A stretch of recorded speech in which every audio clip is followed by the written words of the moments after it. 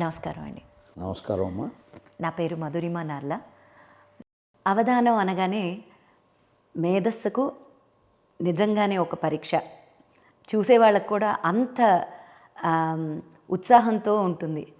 అలాంటిది ఎక్కడి నుంచి ఈ అవధానం ప్రక్రియ ఇవన్నీ మొదలైనవి, అట్లానే మీ యొక్క ఈ జర్నీ ఎట్లా మొదలైంది? ప్రపంచ భాషల్లో ఏ భాషలో లేనటువంటి ప్రక్రియ ఈ అవధాన ప్రక్రియ తెలుగు భాషలో ఉంది. మన తెలుగు భాష యొక్క చరిత్రను పరిశీలిస్తే మనకు నన్నయ్య ఆదికవి.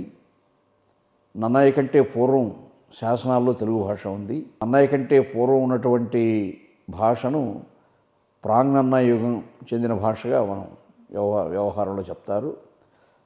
అప్పుడు కూడా శాసనస్థ భాషగా ఉంది అంటే ప్రజాబాహుళ్యం తెలుసుకోవడానికి మహారాజులు వేయించే శాసనాల్లో ఇప్పుడు ప్రభుత్వం జీవోలు ఇష్యూ చేస్తారు.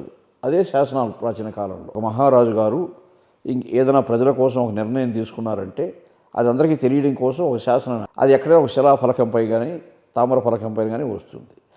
అందులో ఉన్నటువంటి అక్షరాలు లిపిని బట్టి అటువంటి పరిశోధనలన్నీ కూడా మనం పరిగణనలోకి తీసుకుంటే 2500 సంవత్సరాల పైగా ఈ భాషకు చరిత్ర ఉంది, తెలుగు భాషకు.